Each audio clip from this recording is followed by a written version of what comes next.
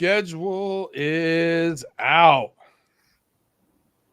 It almost feels like football's back. I'm so excited about it. I feel like it's Christmas when the schedule releases. It's the best. It is the absolute best. Uh, I know, Tim. Tim, we appreciate you powering through the migraine you had earlier today. Thank So you. you getting some fresh air out there. The Yeah, great beautiful Northwest. weather. Yeah, you see this beautiful trees behind me. You know, that's how my whole yard looks. Actually, we got 3 acres of this shit. Oh, I'm sorry, this stuff. Um, but yeah, I'm excited for to see who, when, where, what, and when we're gonna play. Um, it is. It feels like Christmas. It's exciting. It's the schedule just got launched and ready to go see how this season ends up for us. Well, we are going to get into that. We are going to go game by game through the entire schedule. You're going to get our thoughts on it live here in the flesh in just a few minutes. But we are going to start off with talking about a couple other things. We got Trey Hendricks back in the building. We have Joe Burrow throwing bombs at practice. And as always, we got to get on this intro. I'm expecting a new one. I don't know what's going on. I'm getting ready to leave for vacation twice in the next 3 weeks. So I'm probably not going to follow through on it too well there. So, yeah, it is what it is. But we still got the good stuff from last year. But we'll have a new one before the season starts. Our off season is right now. We're trying to get everything together, figuring out the clips, but it is what it is. So we're going to deal with what we got.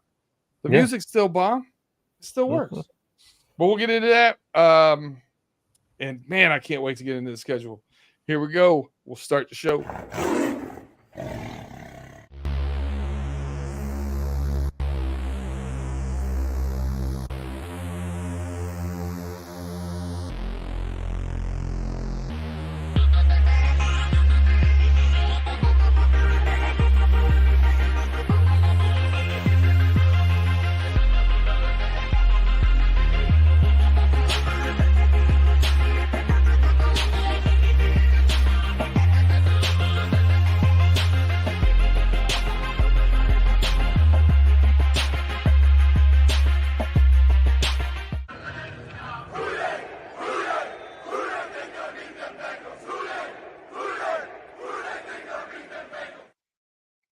All right, welcome. We are running through the jungle. I'm your host, Brandon Herriott, here with your host, Tim Lyons and Justin Lacey. What's up, fellas?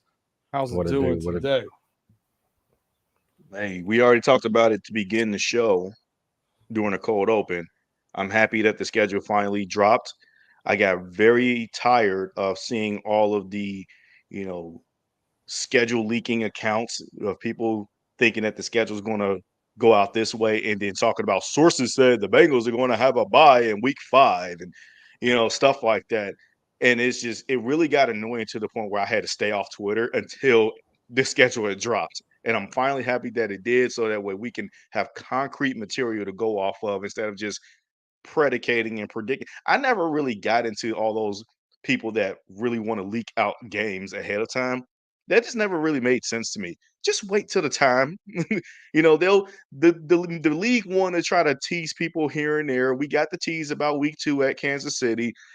Just let it happen, okay? Just let it happen, and then once it happens, then it's good. Then we'll be fine. Then we can start talking about it. Yeah, I absolutely pay those people no mind whatsoever. We have Dennis over here, the Quad Father mod is perfecting. It has to be better than last year. Dennis, I'm afraid that we might have a situation like the Madden cover, because I think over half the people he put on there are no longer with the team this year. So that's the real reason why we got to update that. We got Cheeto gone. We got Joe Mixon gone. It's just every time you put somebody on, it feels like they get ran out of town. But we appreciate it. We got some Steelers fans over here, Afton, rocking with us from over there. We appreciate you guys stopping in. I know you're going to be looking at some reactions over there. I don't know if they're going to be doing Pump the Brakes on the Steel Curtain Network or not. those guys get bumped a lot of times for these things. But if you do get a chance to go over there, bring up if Big G is on, bring up the fact that I said you guys are catching an L for Christmas this year. So he didn't like that comment too well in our group chat. He probably put you in the matrix as soon as you sent that, didn't you? Yeah, he was not happy with it at all. If we could actually do the show that we have in our text thread, man, it'd be fire. But we would definitely not be able to put it on YouTube. Right. It is not PG. It's just not good. Right. But whatever. It's enjoyable for us. We appreciate you guys rocking with us, whether you're listening to us, on wherever you get your podcast, Spotify, Apple, such and such. Make sure you go ahead and subscribe, like, rate, and review. Share it out there. Tell a friend to tell a friend about us at Runnin Thru the Jungle, catching all of your Bengals and NFL news. We do cover, we're very AFC North, AFC centric. We'll cover whatever is, pertinent in the NFL landscape, because let's face it, we're trying to beat all of these teams. And if you're on YouTube, if you've seen, we are going live now. Wednesday, it's normally 8:05. We had an extra 5 minutes so that we can post on social media all the new schedules and stuff this week. But Wednesday nights at 8:05. Thursday morning drive time is when we go live out with our Spotify and Apple and all those good things for our podcast. So we appreciate you guys. So I want to jump into Trey Hendrickson. He wanted to trade. He wanted this and that, and he came back to the building and had a lot of pretty cool things to say. I'm gonna throw it over to you, Tim.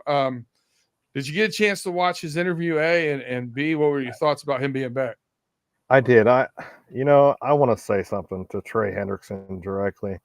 I apologize for the crap that I was giving you on that day that you said that you wanted to trade. I apologize, because you are, what you said during your press, during your interviews, you're doing what you need to do for your family. You kept mentioning your wife, and our wives are our rock or significant other in some people's cases.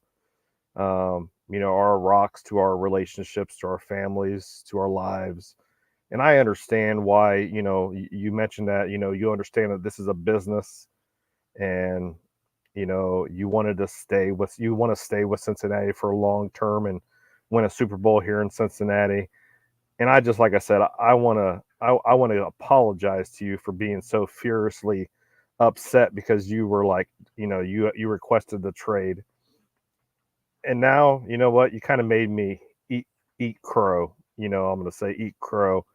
And I'm glad to have you in Cincinnati. I'm glad you showed up for OTAs just because you felt like it, just because you wanted to be there with the guys and with the team. You're a true team leader. And it's great to have you in Cincinnati. If you were anywhere else, if you were at, with the Pittsburgh Steelers or the Browns or the Ravens, God rest our soul, because we know what you can do. So thank you. Thank you again for, coming back to the black and orange and the stripes. Glad to see you in camp. Yeah, I 100% live that sentiment right there. Him back in camp is a beautiful thing for the Bengals. Now, before I kick it over to you, Justin, for your take on this, I know how you like things, so I'm gonna go ahead and see if we can get you in the right frame of mind here. There we go. That's a little background music. There it is. All right, now we're just wasting time with a little bit of background music. That's a movie for you. What are your thoughts on Trey Hendrickson, man? He's back, and I'm nothing. Enough said right there. He's back. He's ready to attack this season full force. He wants to go and chase a championship. You like hearing those kind of things come from one of your star players, especially the ones that's been really successful with this team within the last few years. He's been a 3-time Pro Bowler. I always understood why he made the trade demand. or the trade request, not necessarily demand, because he deserved the contract. He deserved the new contract, I should say. He deserved to be paid more. And if he were to look back in hindsight, he would have probably told himself, oh man, I never probably should have signed that deal 9 months ago. But at the end of the day, they did that. The Bengals did that move because they wanted to shore up security that they're going to have one of their best players for an extended period of time. And he deserved that extension. He deserved the bonus. He deserved a lofty increase in his salary. They were already paying him lucratively enough. But when the market just took off, the whole position took off. The whole market took off for his position group. And it kind of just left him a little bit in the dust a bit there. Nothing wrong with that. It happens. The Bengals were kind of dragged through the mud throughout this process as they were being labeled as cheapskates, like during the national media all over again.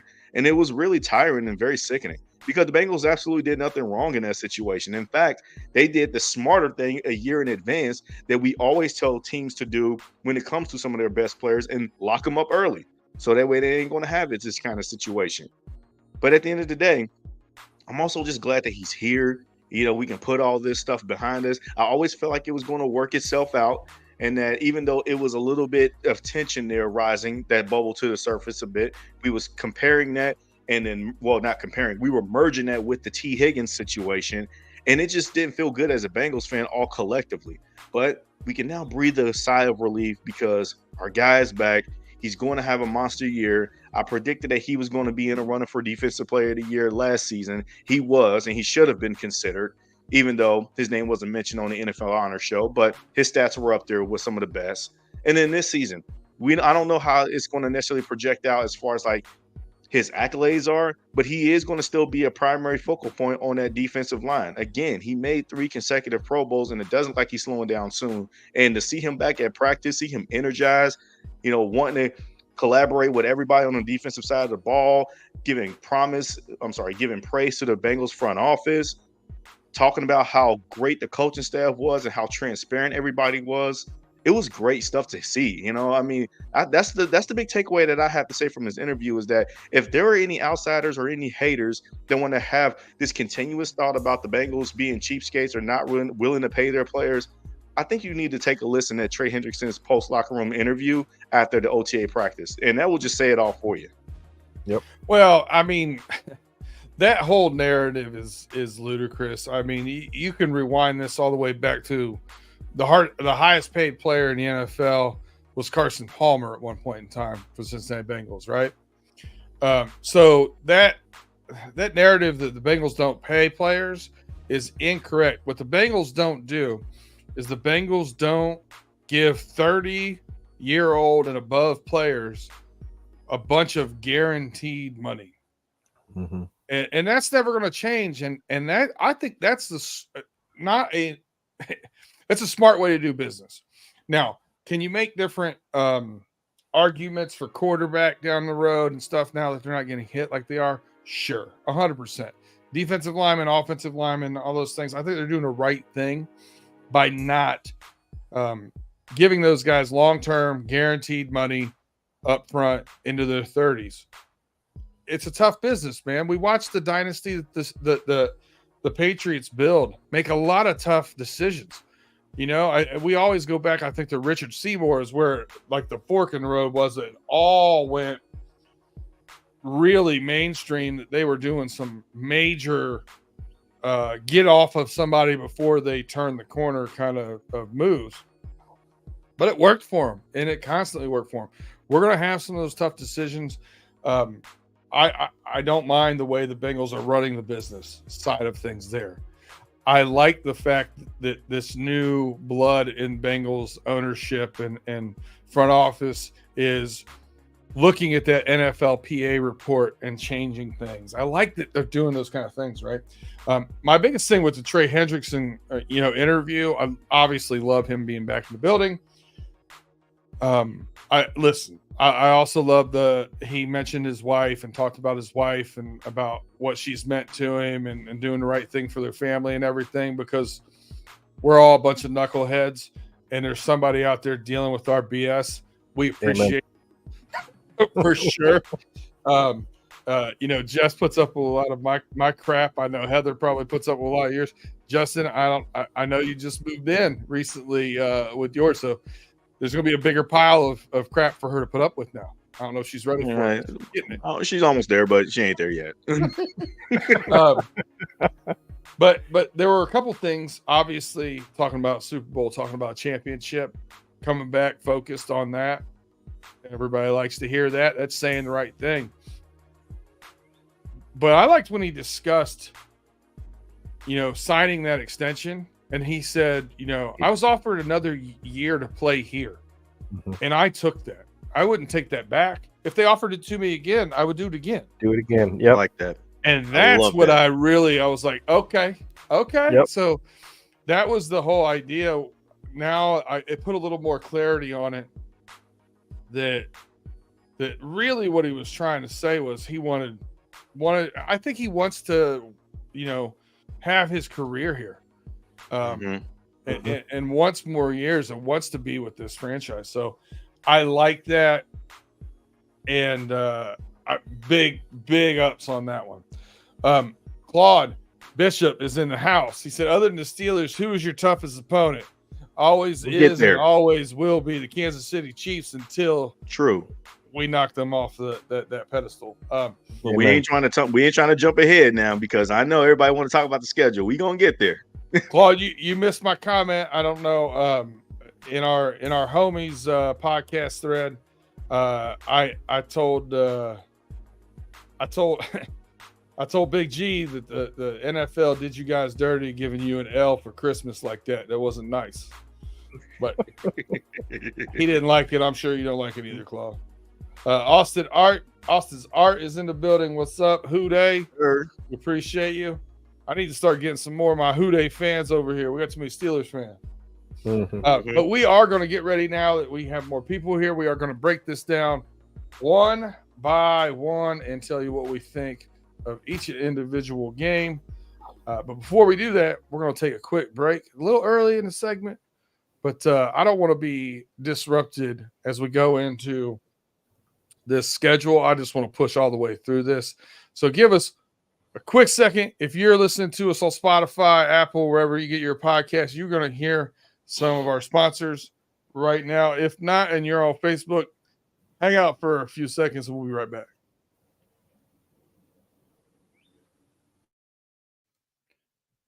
All right, welcome back to Runnin Thru the Jungle. I'm your host, Brandon Herriott, with your host, Tim Lyons and Justin Lacey. We got a little of this and a little of that out of the way as far as Bengals news so far from minicamp, OTAs, all that kind of jazz. But what everybody's here to talk about, we're going to talk about this schedule. The preseason. The biggest thing I want to say about the preseason is this. It's 3 games still instead of 2. That's going to go away pretty soon. What a waste. That's 3 weeks of wasted time. But whatever. If you listen, the NFL's trying really hard to get it to 2 preseason and 18. And that's going to be a big bargaining chip for the NFLPA. So right. We'll see how that goes. But we're going to start off, man. Right out the gate, home game, September 8th. We got the New England Patriots, 1 o'clock on CBS. We know it's a dub. Is there anything else you want to say about it? Drake May brings his debut to Cincy, right? Is that at home? Yeah, this is at home. It's at home. Yes. Yep. So will Drake May be a starting quarterback at week 1? I'm sure he will be. I mean, I don't see anybody really taking that starting job over him. Bill Belichick's not their head coach anymore, so they're going to have some new blood. I think that New England is a really good appetizer for the Bengals to open up the season with, because we already know. Let's just talk about it for a second here. The Bengals have started slow, like in September, the last 3 seasons.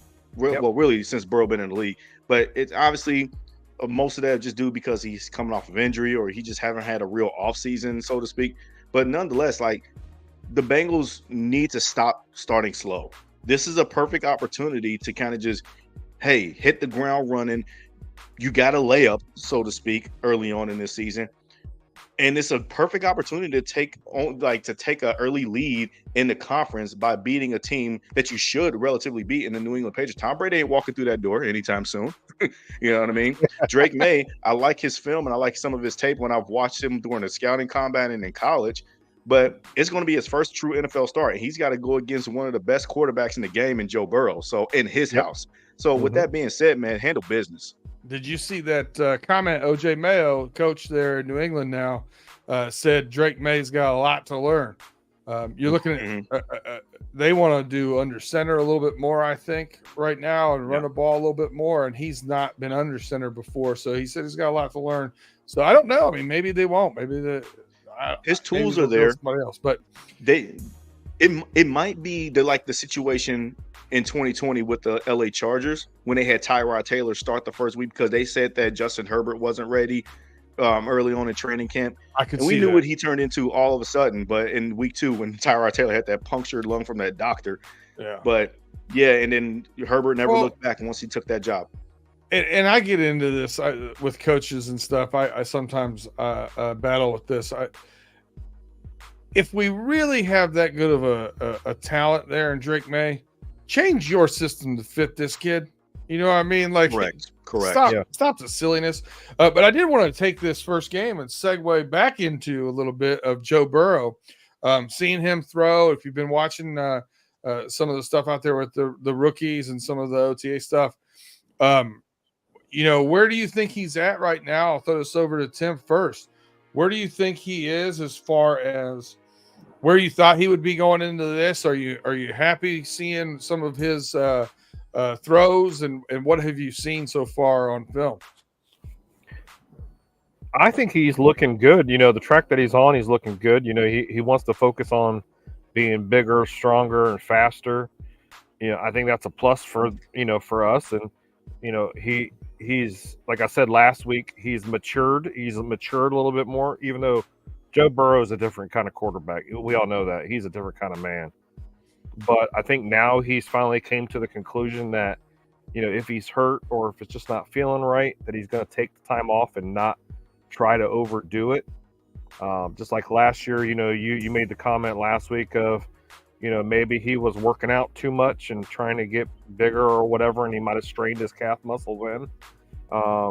So, it's a different Joe Burrow. He's mature. It's another year that he's matured. I think he's got his head on the right track. He looks good.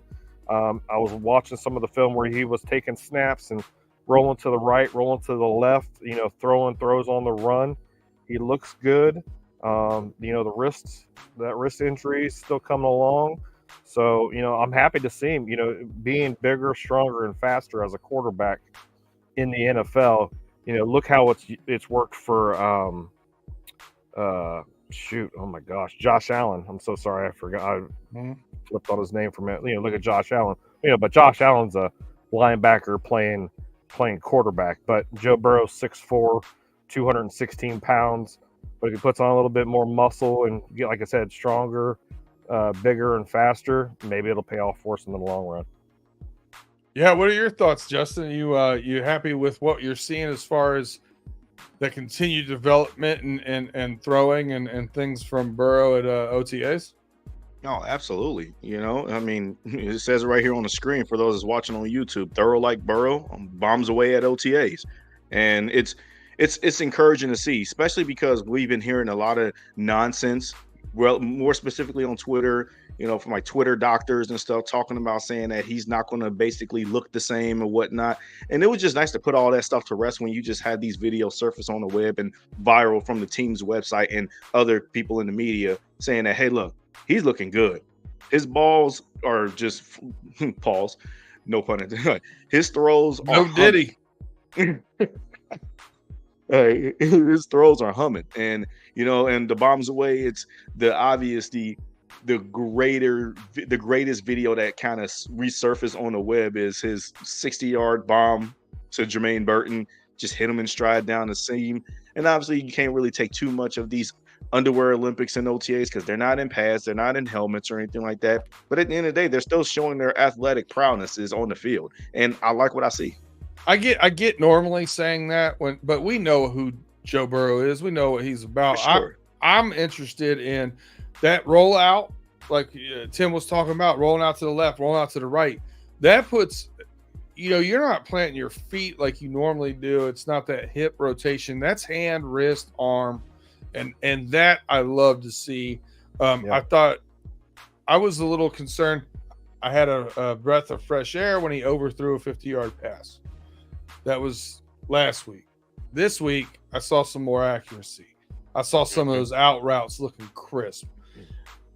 So I like where he's at right now. I think, honestly, he's a little bit ahead of where I thought it would be schedule-wise. So happy to see that. So I think let's do it. Let's get one off season where our boy comes in healthy. No injuries, no nothing, no freak accidents. We don't want to see it. We're tired of hearing about it. Training camp and all that kind of jazz. So week 1, we go into New England. We got a dub. And then in week 2, we got to go back to Kansas City. 4:25 game on CBS. Knockdown, drag out, week 2.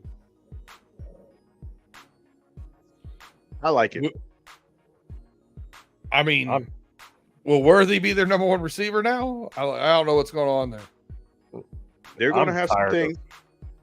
I'm sorry, but I'm tired of going into Kansas, playing in Kansas City. I'm sick and tired of being watching football games in Kansas City. But anyways, it'll be a hell of a game. You got the defending champs coming in here, or us going to the defending champs' house week 2 against Patty Mahomes and Travis Kelce, and the rest of the gang. Just like Brandon said, is Worthy going to be number 1? Yeah, who knows? Who knows what's going to happen? But yeah, it's going to be an exciting game.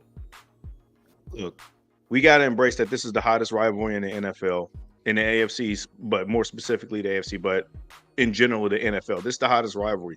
It's Mahomes, it's Burrow, it's Arrowhead / Burrowhead. It's all that stuff. And yeah, there were some gripe about we wanted to play them later in the season when there's something on the line. But, schedule makers also took into account that, last season that they've announced that was going to be week 17 of last year and Burrow got hurt. It was still a pretty good game. Jake Brown actually put up a pretty good fight and honestly could have pulled it out. But they want to ensure that Mahomes versus Burrow is going to be the main encores that you're going to see this early in the season. You don't want to take no chances of anybody missing games for injuries, even though we don't want to jinx it or anything like that. But I'm ready for this again. And I know what you're talking about, Tim, about having to go back to Kansas City because this is going to be the 3rd time that we're going to be the 4th time. We've played them in the AFC Championship game in 21 and 22. Last season, all those 3 were in Kansas City. We had 2 games against them at home. So this will be the 4th matchup at Arrowhead. Yeah, it's getting kind of exhausting to have to go to Kansas City for these things. But that's just how the rotation of the schedule. It wasn't an extra game that we played because we finished first. It's because we played the AFC West this season. And then the last time we played the AFC West was in 2021 when Kansas City came here at home. So I can understand the rotation schedule will make you feel like that. But to be honest, to me, at Kansas City, while it's enticing and it's appetizing, as Mahomes, Burrow, all those theatrics that you played out, we all just mentioned here, it's just another game to me. I'm glad to get this out of the way because I got more bigger fish to fry as the season goes on, like our division opponents. Yeah, the Kansas City game early in the year, we've been slow starters. I think because of the, it used to be 16 game season, I always look at it in 4-game clips. And I think, you try to go 3-1 in those 4 games. Kansas City's probably, if I'm doing predictions, I feel like we're 3-1 against them right now. Burrow's 3-1, yeah. It feels like that water evens out a little bit. So I think at Arrowhead, I think probably pull this one out on us 3-2. Now, if they don't, I think there's a good chance we're 4-0 going into Baltimore. But before we get into that, we'll go Washington Commanders at home. And here we go. Monday Night Football, 8:15, first primetime game. I like that we're catching the Commanders earlier in the season because I do like some of the pieces that team got during the offseason. And I think they're going to be a much better team. But I think it's going to take them the first half of the year to really start putting that together. I'll kick it back over to you, Justin. What's your take on this Commanders matchup? Yeah, they did a lot of good stuff in the draft and in the offseason. Again, one of my favorite draft picks of theirs was Johnny Newton. I would have loved him as a draft pick if he would have failed to us at 49 or if the Bengals traded up for him.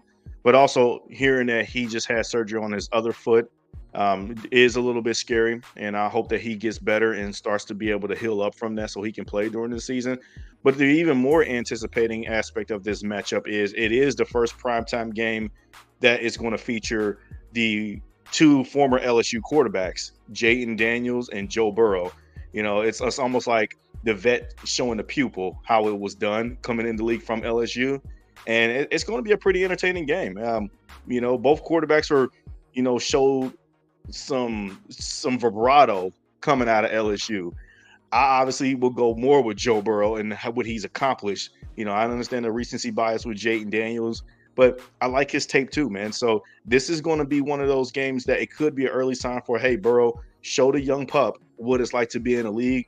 And hopefully this will be the game that will give you an early head start on an MVP level like season. Tim, what's your take on this Commanders matchup, week 3? Yeah, I think it's going to be a W. I don't really have much nice things to say about the Commanders because you know, they got a new coach, new OC, rookie quarterback. You know, I know he's out of LSU and he played some pretty damn good ball last year. They do have a pretty good run game. Their defense is I think they got some holes in their defense, but they did add on, you know, Johnny Newton.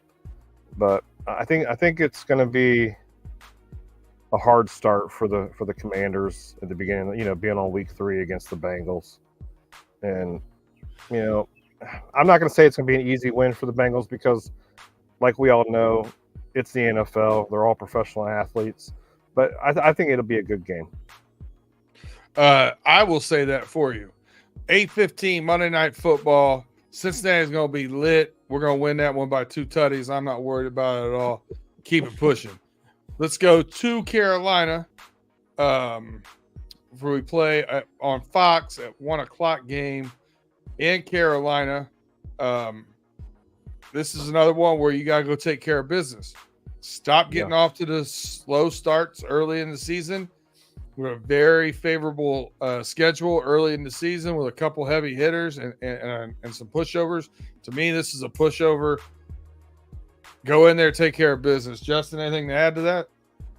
No, absolutely. It's kind of like what you said about Washington and even New England.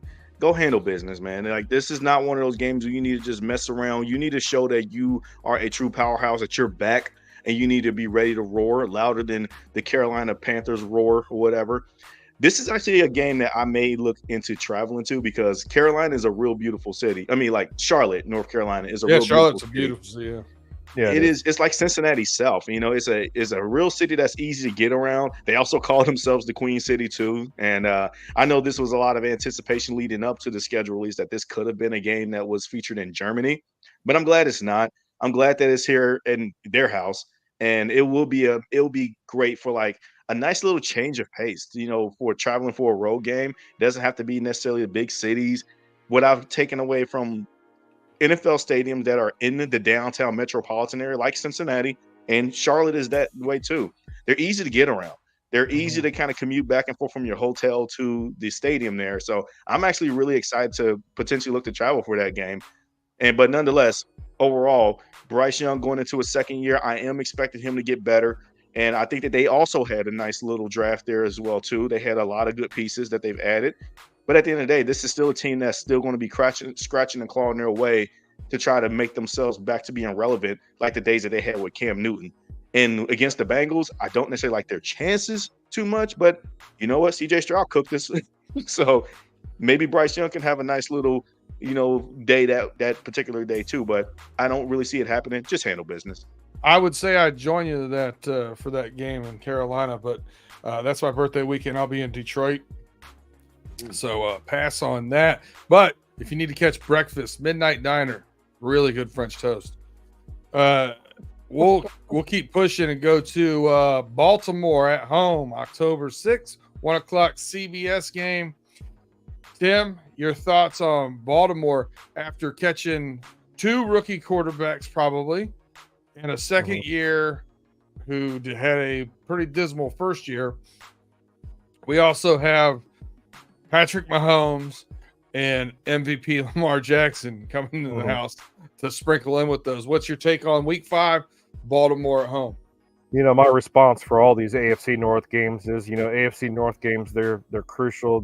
It's big time football. You know, it's a bloody game. You know, it's not an easy game for us to win. I'm not going to say, you know, we're going to just go Baltimore's going to come to town and we're going to whoop them. No, you know, it is Lamar Jackson. Yeah, they do have some holes in their offensive line.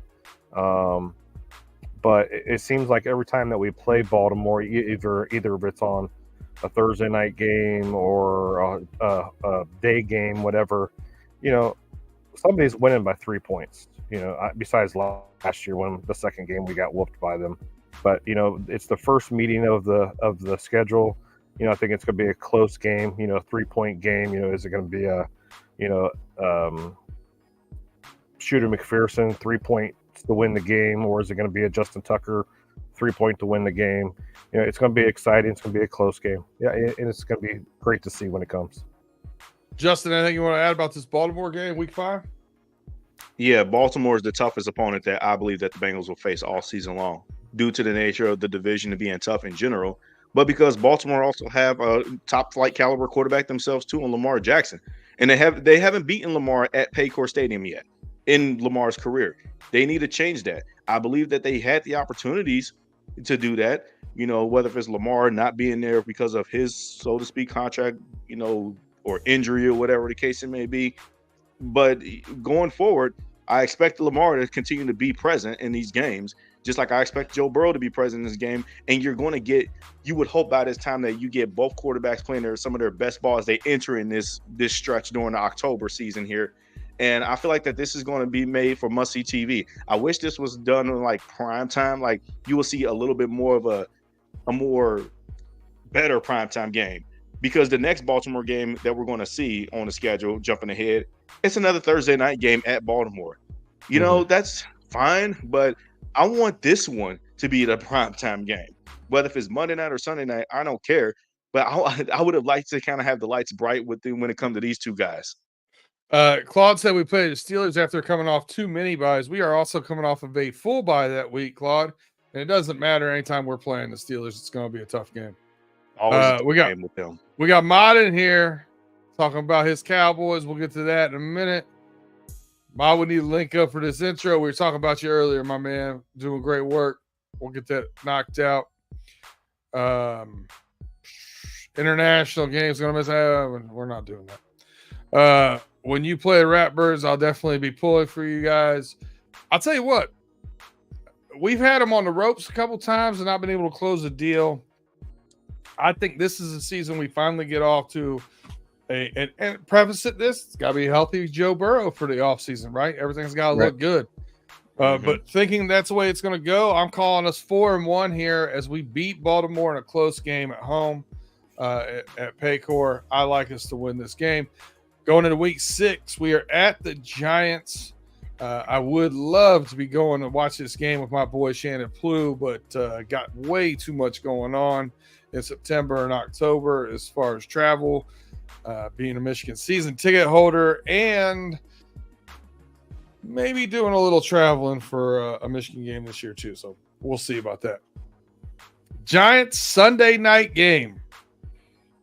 Danny Dimes and the lowly Giants. Justin, what's your take on this Giants game? So I had notated 3 different games that I put as my personal favorite. Coincidentally, all 3 of them were featuring the NFC East, who we played this season. The Giants come in at number 2. They're my second favorite game. It's because not so much the opponent that we're going against in the Giants. I don't know what to make of their team so much to speak. I don't know if they're going to be rebuilding, whatever the case it may be with them. But I just like the fact that Burrow in the Meadowlands, Burrow and Chase in the Meadowlands on Sunday Night Football. That is kind of entertaining to me. I like that. It's prime time, and it's in New York, even though their stadium is in East Rutherford, New Jersey. MetLife Stadium is awesome to some locals, but there are also people that says that it's kind of like a train wreck to get in and out of at times. But nonetheless, like I kind of like that the spotlight will be kind of sort of centered on Burrow and Chase more so than the Giants. It just helped because the bigger the better, and just like Texas, everything's bigger in Texas. It's the Big Apple. It's New York City. So I can't wait to kind of see how Burrow and Jamar kind of play in this environment here. I dig it. Tim, anything you want to add to that one? Giants? Oh, only thing I want to add is I can guarantee you Jamar and Joe B are going to roll up in the finest suits and the finest attire that they can find rolling up in New York. That's all I can say. I think they take care of business at the Giants Sunday night. I actually don't mind a Sunday night game when it's fun to watch, so I'll be all over that one. So I got us a 5-1 rolling into week 7 going into Cleveland, 1:00 game. Tough division opponent at Cleveland. What do you think on this one, Mr. Lacey? All right, man. Again, similar to what Baltimore. Cleveland is the exact same thing as well, too. Whereas I don't know what it is about the Browns, aside from Myles Garrett, but it just seems like that we never had an answer for beating them in their house. You got to take care of business against them. You haven't beaten the Browns at Cleveland since 2017, and that was the season that they went defeated, 0-16. That cannot happen moving forward, and you have to find a way to get over this hump. And it always seems that when Burrow plays Myles Garrett, he gets a little skittish. Well, I'm hoping around this time when we play the Browns at Cleveland, none of the whole slow starts is going to factor, especially when you got the Brown County boys and you got Amarius Mims, the Cincinnati Skyline Tower protecting you. So you got to figure out ways to be able to neutralize that pass rush from Cleveland. They're still going to have a ferocious defense this season. They also are, I'm expecting to get a lot of their players back from injury reserve last season, including Deshaun Jurgens, like you like to call him, B-Dirt. I'm assuming that they're going to want to be better offensively as well, too. And you got to be ready to go into a literal dogfight with the Browns. These division games are not easy, so you better be able to put them up, man. That's what I got to say. Agree. Tim, what do you think? Tough game here. Do you think we slide in and whack off to Deshaun Watson? No diddy. No doubt. Knock off. I should say knock off. Knock off. Yeah, Deshaun Watson. Let's do that. I have been saying this since the offseason. The Browns are a wild card in the AFC North because we don't know, honestly, what we're going to get. We understand Myles Garrett. Myles Garrett is a dog. He's one of the best edge rusher defensive ends in the game. We know that. But when it comes to quarterback wise, we don't know if we're getting Jurgens, if we're getting James Winston or whoever else they picked up in the offseason. I don't know. And then is Nick Chubb going to be healthy? I'm going to say this. I'm going to say we're going to get a W in Cleveland. I think it's going to be the first one since 2017. All right. Well, I'm going to say this: 5-2 sounds pretty good to me. I think 3-3 in our division would be a great improvement over last year's 1-5. I'm going to take an L here on Cleveland. Now, I think we're going to lose one of these two games to Cleveland or Baltimore. 5-2. We're going to have a misstep earlier in the year. It's just what all the probabilities say. So I'm going to pick us to lose this game actually, and be 5-2 here going into Philadelphia, putting a little more pressure on this game. Eagles travel to Paycor Stadium at home on October 27th, week 8, 4:25 game on Fox. Justin, let's talk about it. What you think? All right. I like what Philly's done this offseason to retool their secondary. I like their draft, even though it feels like that they always get some of the brand name players on consensus boards. And I like what Howie Roseman done this offseason. Feels like he has a bottomless pit of money every single time. I do expect Jalen Hurts to reclaim his title as one of the top 5, top 6 quarterbacks in the NFL. However you want to spin it, I don't really care. I think he is one of the better players in this league. I think that the Eagles team is looking to rebound tremendously after a big-time meltdown last year. They had the division all but wrapped up. And just by the skin of teeth, the last few weeks of the season, they just melted down completely. It was just a brutal collapse. And in the playoffs, it was one of the biggest collapse of a choke job that I've seen when they went against the Bucks in a wild card round. Whereas, the Cowboys, they choked against the Packers. They never should have lost that game or whatnot. They were 2 seed, battling 7 seed, whatever. But the Eagles never should have gotten just demolished. And that will be a game, too, where you can sort of test the tush push and be one of those teams that can stop it because they're going to do it. And this is actually the game, and I really think that the Bengals, it'll be fun to watch. It actually is my 3rd favorite game, so it's at home, 425. I don't know what the network is, and quite frankly, I don't care. But this is a game that I feel like that this may be one of those back and forth juggernauts that maybe the Philadelphia Eagles pull out in the end, but it's not the end of the world, even though we already know it might feel like it, because I think this might be the game we might get our first L. I think the Bengals win the rest of the games prior to that, if you ask me personally. Ooh. Again, speaking optimistically, but the Bengals got to show that. So, and it's also paying much respects to what Philly has done this offseason too. I'm going to tell you somebody who vehemently disagrees with you. Claude Bishop, 2 minutes, yellow card, my friend. 4 at best. Get out of here with that. Steelers fans always think that they're going to the Super Bowl before the season. So here we go again.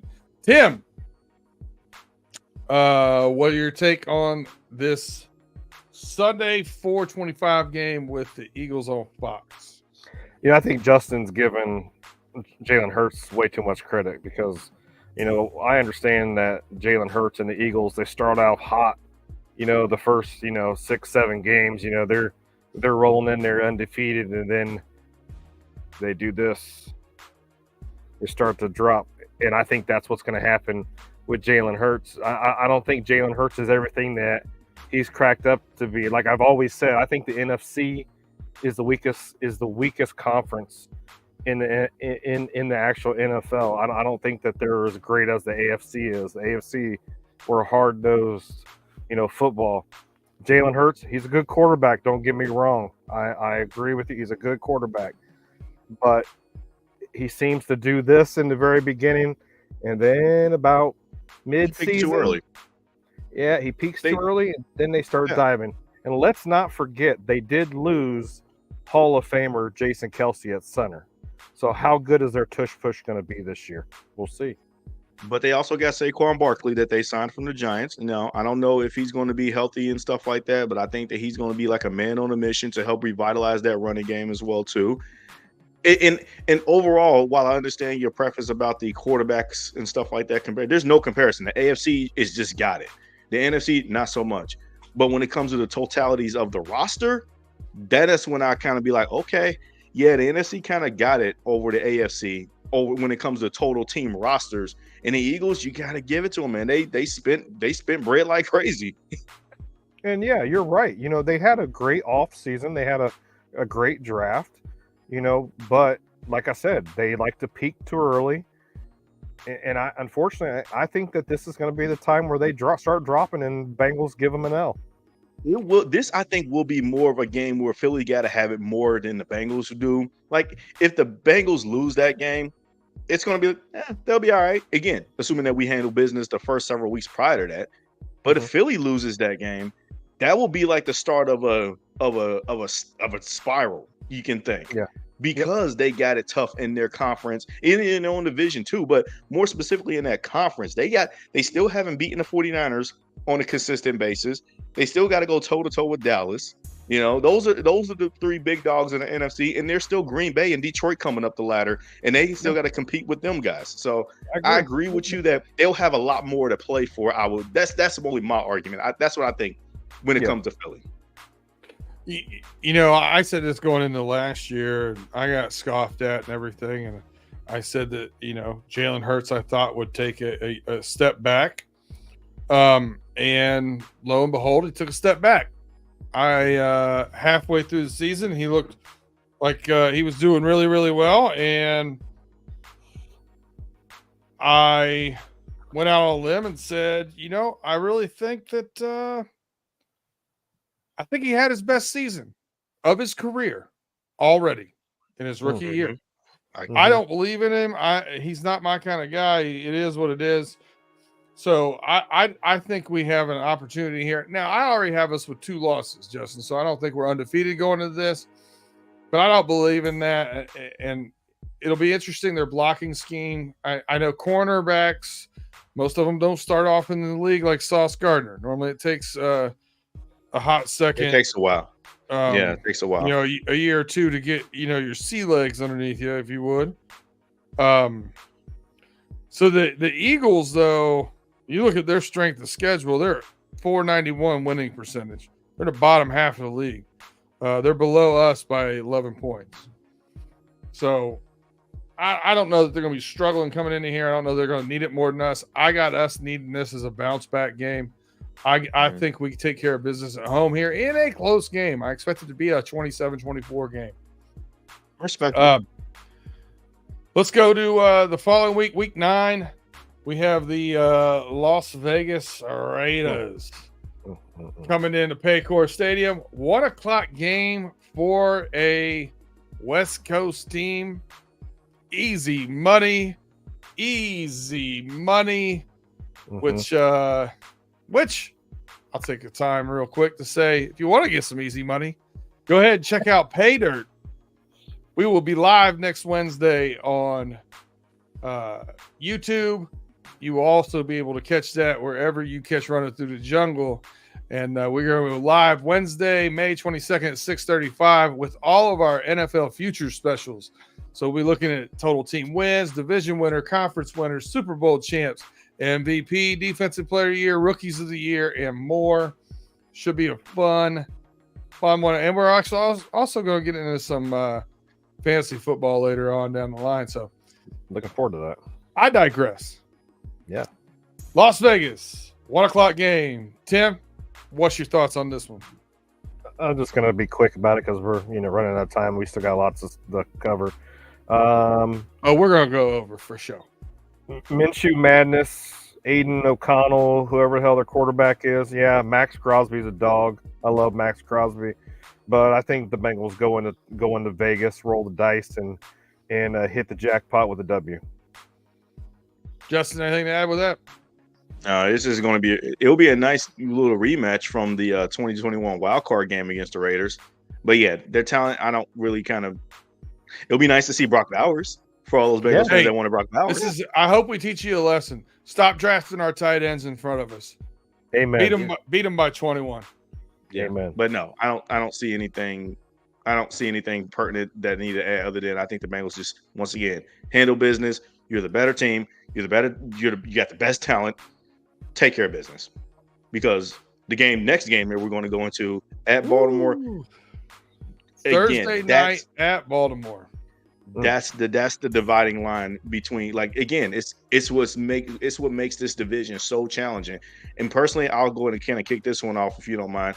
You right at Baltimore again. This is the toughest matchup that the Bengals are going to face, and that's obviously including everybody in the division and Kansas City that's on our slate of schedule. But Baltimore is just they have a tough defense. I understand they took a good amount of losses this offseason and whatnot, but Lamar Jackson is still playing football. And in Baltimore on Thursday Night Football, even on Monday night, they like to get rocking at M&T Bank Stadium. You have to go in there with your dukes up, ready to go into another fist fight, and let them know that if my guy never got hurt, we would have came in there and made this game even better. I'm not going to say we would have won. I liked our chances. But I think that this is a game that you have to fully cement that, oh, yeah, we back in the AFC North. And this is the game that's going to show that. So, I hate that it's my least favorite game, I should say, as far as scheduling goes. I hate that it's Thursday night in Baltimore again. You know, it could have been 1 o'clock or something. But the Ravens did win the division. They did. They've earned their primetime games at home. I feel like they always get them, though. And we'll see what happens. But this is going to be a tough game for sure. Yep. Tim, what do you think? I agree with Justin completely. You know, it's a Thursday night game in Baltimore on November 7th. You know, it's going to be a little bit chillier, and you know, we know how Baltimore, how they rock in Baltimore. It's going to be loud. It's going to be a game, and you know, like I said, I agree with Justin 110%. I think it's obviously knockdown, drag out AFC North football. Yep. I'm going to say we split with Baltimore. I give us the home game, give them the home game. I don't think as a total, those two games are decided by more than 10 points. Yeah. Then we go out to L.A. to face the Chargers. And my boy Jim Harbaugh at 425. Tim, I'll leave it with you. What do you think about this Chargers game? You know, I don't know what to think about the Chargers, to be honest with you, because, you know, Jim Harbaugh's in the house. Or is it John? Is it John or Jim? Jim. John's in Baltimore. We got back-to-back Harbaughs. Harbaughs. Yeah, Harbaugh boys back-to-back. We got back-to-back Harbaughs. You know, I know Jim's in town rebuilding the Chargers and trying to get that team to top notch. And, you know, Justin Herbert, he's a good quarterback. He got paid. He got his bag. It's week 11 in San Diego or in LA. I always want to call them the San Diego Chargers. But you know, I think it could be a good game. You know, I think what wasn't the last time that we played the Chargers? It was a pretty close 2021. game. 2021.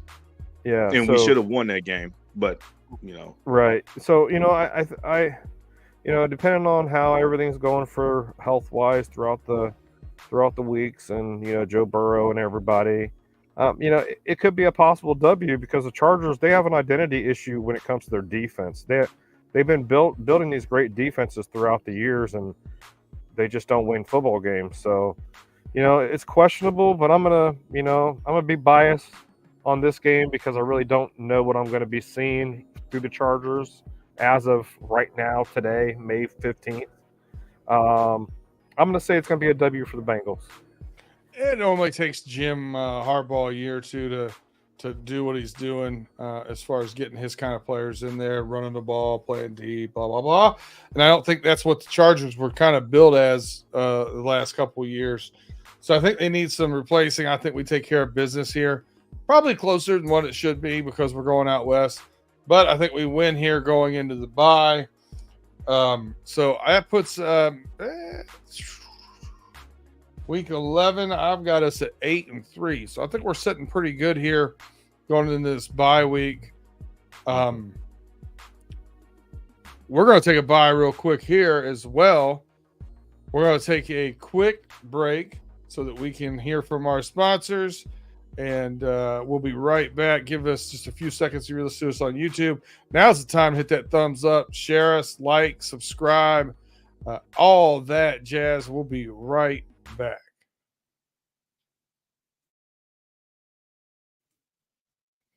All right, welcome back to Running Through the Jungle. Once again, Brandon Herriott here with Justin, Lacey, and Tim Lyons.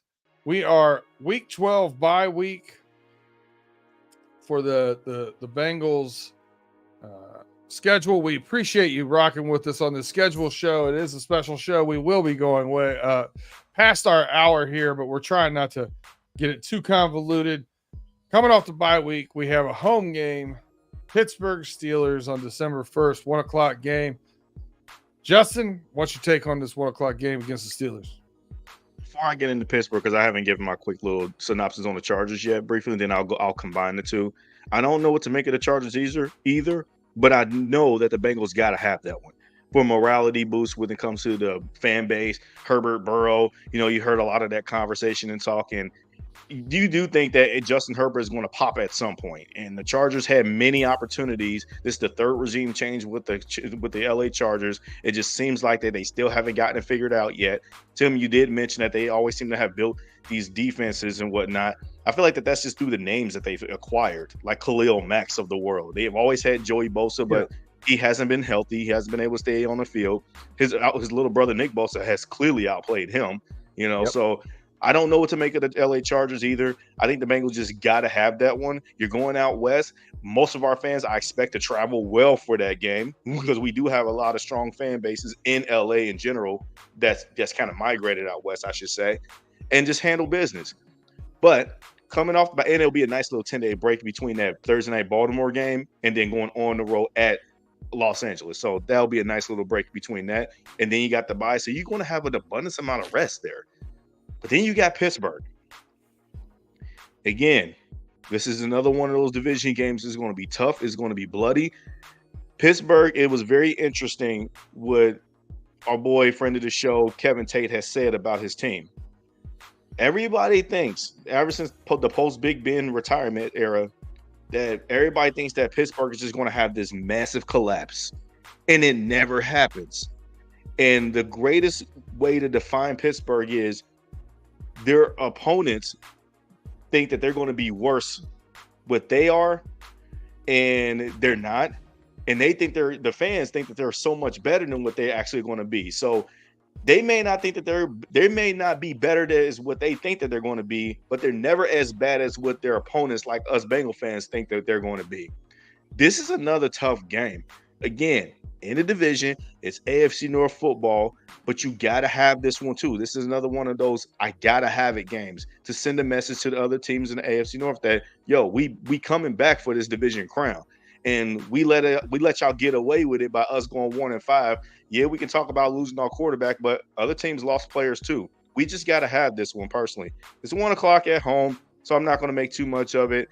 But you got TJ Watt, you got Trey Hendrickson on the other side. Those are the two big dogs on the defense. You would hope that the Bengals have rounded in the form and get ready to push through the playoffs at this point. But what if Justin Fields take off at this time? You're going to have another battle on your hands. Who knows if Russell Wilson gets benched around this time? So I don't know what to make of the Pittsburgh Steelers quarterback situation, but I know what I'm always going to get out of Mike Tomlin, who's a damn good decorated head coach, future Hall of Famer, who's always going to have his team well coached and prepared to play anybody that he faces, especially within the division.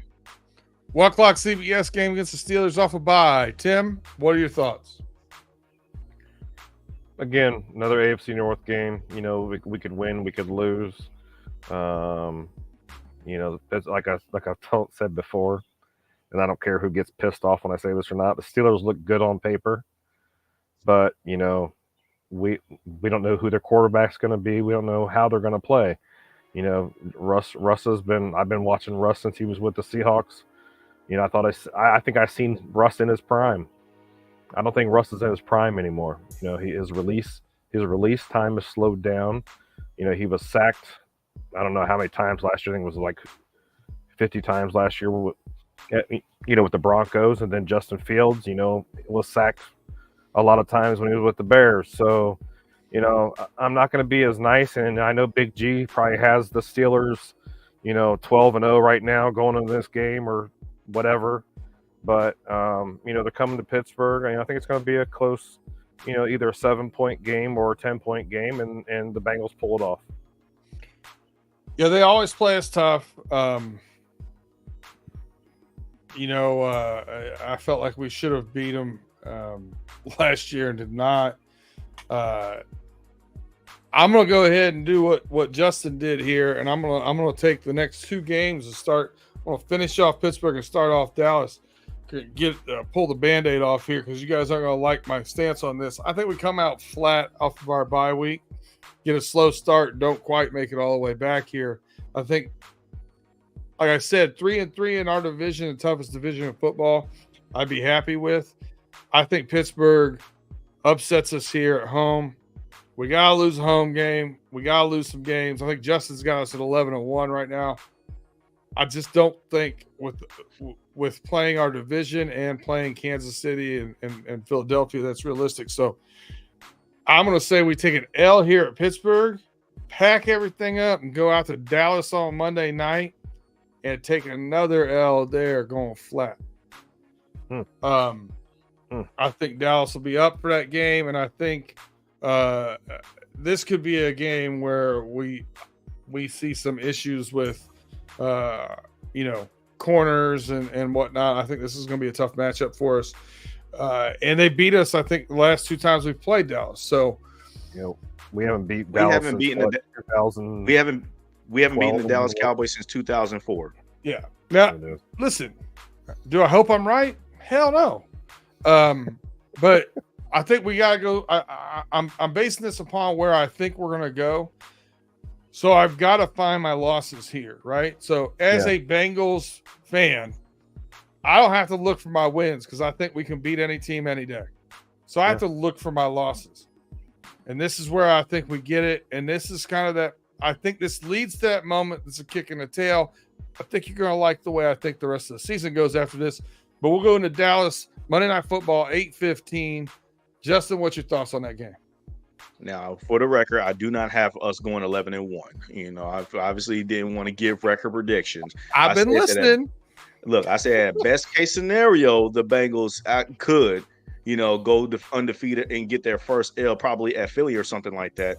But I don't want to do record prediction because look, this is the time when the schedule is released, everybody is high up on their teams. It's just like the draft when you pick players. Hey, I'm right here right now doing way too early predictions. I'm in that business right now, and I like that you're doing it because you kind of have this level-headedness, to kind of bring us down there because that really literally can happen. The Bengals can fall flat for these next couple of games coming off the bat, but best case scenario, Dallas Cowboys. I had that listed as my number one favorite game on the docket, even though it's on the road, but it's in Dallas. It's Monday Night Football. Just like I said about Burrow and Chase in the Meadowlands earlier in the season on Sunday night, this one in Dallas, Texas, and Jerry World on Monday night when the lights are bright, they're going to have the Cowboy stars sharing, just showing out and whatnot. But this game right here has the potential, if all goes well, for Joe Burrow and Bengals and the company. Best case scenario, that's going to be the MVP performance, the signature MVP game. Okay. And it'll be in front of a national audience, nationally televised. It will be the best game, and it'll give you some revenge from the 2022 game that we should have won against Cooper Rush. And also, it will just finally get that burden off of your back that you should have beaten him in 2000 since you haven't beaten him since 2004. Yeah, you finally get that one. So I wouldn't say it's my gotta have it, but for brand and morality purposes for the Cincinnati Bengals, they have to take that one. They have to. They got to win that if they want to increase confidence in what they're doing as a franchise. Claude Bishop said best case scenario 9-8. He's a Steelers fan, so I'm assuming he's talking about the Steelers. Oh, I'm assuming he's talking about the Steelers there. Bro, he's got to talk about your team, bro, because you don't. That's a troll comment. It is, and listen, Claude wants to troll me. You know what I mean? Because he's a Steelers fan and he's also a Penn State fan. So I don't know. He all Pennsylvania. Yeah, listen. Michigan gave. I think we're paying half of Franklin's salary over in Penn State. So for that extension, so he's been great. Claude, we got the 16th ranked strength of schedule. We're playing teams like the Giants, the Panthers, the Commanders, the Raiders, Chargers. I mean, you got to look at the Titans. You got to look at it, man. So, and Vegas says 10.5 over under. So, I don't think 9-8. Somebody's hurt, in my estimation. Definitely. But I digress. Let's go back. Let's go back here to get your take on this, Tim. Dallas Cowboys Monday Night Football. What's your thoughts? Dallas is. I'm not going to say win or loss because we don't know. Dallas could come out there and Dak could put on a good show, and of course they got Micah Parsons. Parsons is a great defender. And I'm not going to say who's going to win, who's going to lose this game. I would love to see us get a win in Dallas, for the first time since 2004, like Lacey said. It's just something that I would love to see. I would love to see us win. I could be like every, delusional Steelers fan and go, we're going to go 17-0 and we're, 14-0 at this time and whatever. But I'm not gonna.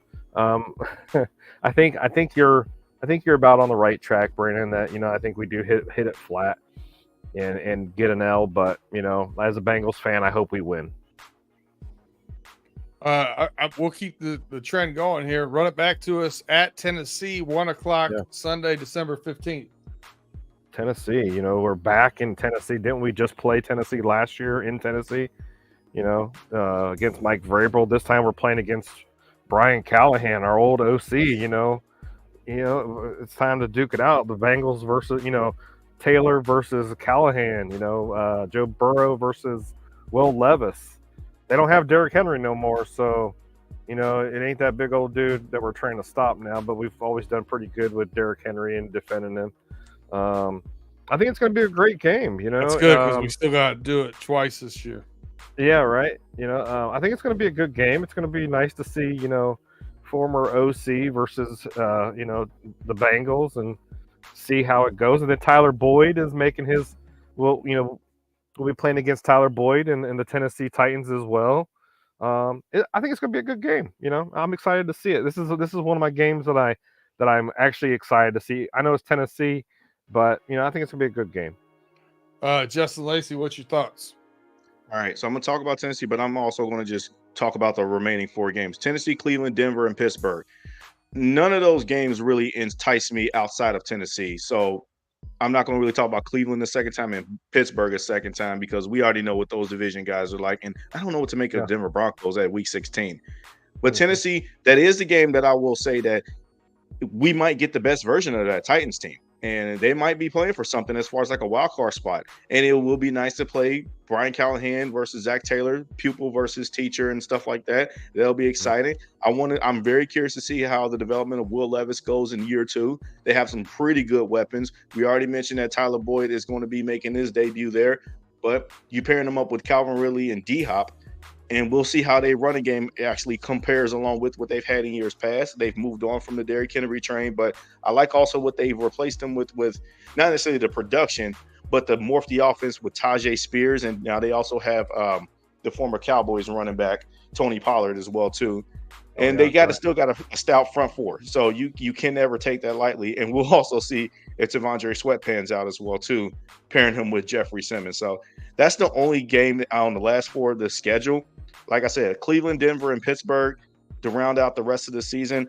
There really isn't much any appetizing there. Sure, the 2 division games could be for something on the line, AFC North-wise, but I think the Bengals also understand you don't take any game lightly. But out of those last 4, obviously Tennessee stands out the most because of familiarity with our coaching staff that went and started a new regime down in Tennessee for it. Yeah, I'm not going to be as nice here. I think I don't trust their quarterback in Tennessee. I don't like what the situation is there. I think they'll be hot or cold. So could they be hot there and catch us off guard? Yeah, but what I see this coming, I said, flat out of the bye week for Pittsburgh and Dallas. I think this is going to be a little kick in the butt, and let's not go here and lay an egg. I almost did the Mark Schlereth poop in your helmet comment. Let's not do that. Let's go to Tennessee, take care of business. You know, not lose to your former offensive coordinator. Do you think he'll get to call plays now? He's a head coach. That's cool. I think so. But yeah, so I'm going to agree with you here. I'm gonna run it out the same way you did here, Justin. I'm going to say I like where we end up in these last 4 games. I think after losing to Dallas, Monday Night Football, we come out. I think we look really good on offense at Tennessee. I think we beat Cleveland Thursday Night Football at 8:15 in the jungle. They have that Denver game to be determined, flexed on either Saturday or Sunday. I'm assuming that's just in case the Denver Broncos are terrible. And then we also have at Pittsburgh to be determined Saturday, Sunday. And I think that's probably going to be, does it have implications here for a division? If it does have implications for a division, they're probably going to give it a better slot than if it does not, or if one of these 2 teams are going to be sitting their people. I think we win out. I think we run the table. Tennessee, Cleveland, Denver. and the Pittsburgh Steelers making the playoffs. I think this probably puts us winning the division or tied for the division at 12-5. And I think that's what I expect out of this team. I like what we've done in the safety room. I like what we added at defensive tackle. I think we addressed all the really needs we have. And I think Jermaine Burton is going to be the sleeper this year. So I'm really happy with what we did. Listen, the Steelers are going to be tough out because of the way they've, you keep hearing the build the bully thing or whatever, but they've had a lot of meat on that interior line, and that offensive line. So that's the reason why I think they'll get one from us. But I think we go into the playoffs here with a little momentum on our side. Tim, what's your thoughts on these last few games? Like you said, I believe that we went out as well. And as for the season, I say we're going to be 11 and 6. Because I see us, of course, splitting the AFC North. But there might be, a couple games in there, like you said, Dallas, maybe Kansas City, or maybe there's a game in there that we should win, but we didn't win. I think that's what the six losses is going to come to. I'm just hoping for a healthy Joe Burrow, healthy Bengals. You know what? I'm not going to just say Joe Burrow. A healthy Bengals team. I want to see us healthy, and I know it's a long season. One thing Brandon always likes to say: football is going to football, and that's the God honest truth. Sure will. So I'm going to say 11 and 6. I'm going to agree. I'm going to say 11 and 6, and we'll see what happens. Yeah, health is always a big concern in the NFL. Last year we got pretty lucky with our offensive line as far as health concerns go. Some of them played hurt, but we didn't have any major injuries. This year I think we have better depth at offensive line, so I like that. I think we got away with it a little bit last year because we would have had less depth, and that could have been a glaring weakness if we got hurt there. But instead, we lost the number one player on our team. So that's always going to hurt. If you're giving someone $55 million and they get hurt, it's going to be tough to win. So like I said, way too early predictions. I got us at 12-5. I think 11 and 6. Again, I'll use Mod's. Mod always likes to say, "Where's your floor at? Where's the floor, the ceiling?" I think 10 wins is. I think with our schedule, I expect us to win 10 or more. Do I think we could get to 13-4? Boy, things got to go our way. We got to stay healthy. Probably not. But, man, I hope so. Justin, last thoughts, man, on your way out? Well, I'm not going to give any record predictions. I do like the ceiling and floor concept. You might think that the ceiling right now is here or the floor right now is here. But at the end of the day, they still got to go through training camp. They still got to go through preseason, figure out what their rosters lookup is going to look like. Not trying to get too optimistic. This is at the time where the schedule is fresh and is released, and everybody is thinking high and mighty about their teams of pulling off crazy wins. And I'm glad you highlighted Claude's comment. If he stays healthy, realistically, we can win the division. Well, I also think if Joe stays healthy, the Bengals can literally win it all. They've almost showed you that back in 21, coming off of a torn ACL. But nonetheless, we also seen that when things go wrong, and that's even with Joe healthy, not that healthy and whatnot, from here and there with the team not being good enough, the bottom can fall out just as quick. And we saw that last year. So with that being said, those are my final thoughts. I'm happy the schedule's released. I am going to be planning some of my trips here, relatively soon. And I'm just looking forward to a great season. Tim, final thoughts, my man?